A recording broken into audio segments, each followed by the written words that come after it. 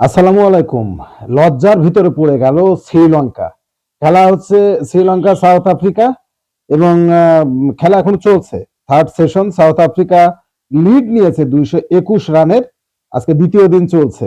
তার থেকেও বড় ব্যাপার হলো লজ্জায় ডুবেছে আসলে শ্রীলঙ্কা নিজেদের টেস্ট ইতিহাসে মাত্র ৪২ রানে অল আউট হলো আজ তারা সাউথ আফ্রিকার বিপক্ষে, যা দেশটির ক্রিকেট ইতিহাসের সর্বনিম্ন সংগ্রহ। এর আগে পাকিস্তানের বিপক্ষে অল আউট হয়েছিল শ্রীলঙ্কা ৭১ রানে এবং সেখান থেকে বুঝতেই পারছো যে ৪২ রানে অল আউট হওয়া মানে যাচ্ছে তাই অবস্থা। ১৯৯৪ সালে পাকিস্তানের বিপক্ষে একবার বিধ্বস্ত হয়েছিল এই শ্রীলঙ্কা। ডারবানে আজ সেটাকেও ছাপিয়ে গেছে দলটি।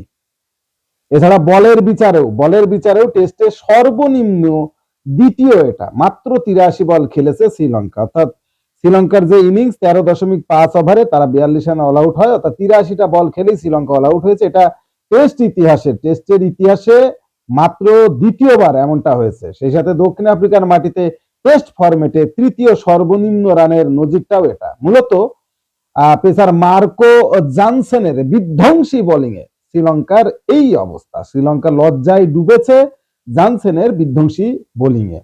প্রোটিয়ায় পেসার ৬.৫ ওভার বল করে ১৩ রান দিয়ে সাতটা উইকেট দখল করে শ্রীলঙ্কাকে একেবারে পথে বসিয়ে দিয়েছে। ভাবা যায়, মানে টেস্ট ক্রিকেট ৬-৭-৪২ আর ৫ অর্থাৎ ৪৭ বলে ১৩টা রান দিয়ে ৭টা উইকেট নিয়েছে জানসেন। কি বলটাই না করেছে সে, নিজের এলাকা, নিজের মাটি, সেখানে আসলে কি বলটাই করেছে। আমরা একটু স্কোর বোর্ডের দিকে দেখি।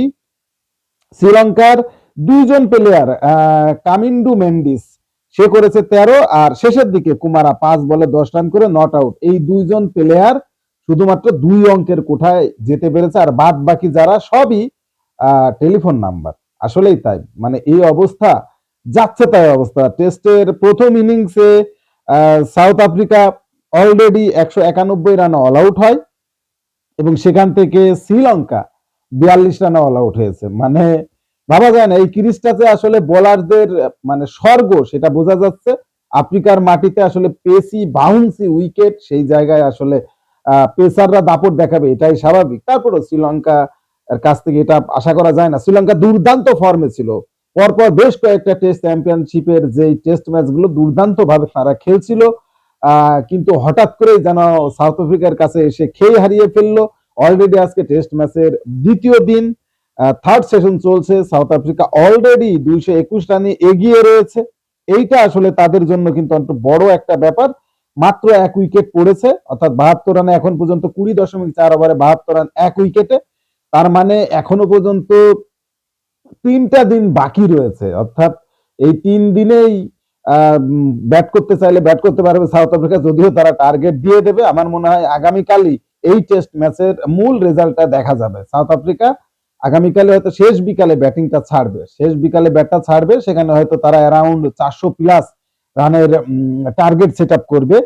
৪০০ প্লাস রানের টার্গেট সেট আপ করলে সেই রান আসলে এখন শ্রীলঙ্কার যে ব্যাটিং, তাতে করে মনে হয় না যে সাউথ আফ্রিকার সাথে তারা টিক্কা দিতে পারবে। এবং এই ৪২ রানে অল আউট হয়ে মানে একেবারে সর্বনিম্ন রানের যে লজ্জাটা পেল, বাংলাদেশের কিন্তু এই লেভেলের লজ্জা নেই। এটা একটা বড় ব্যাপার।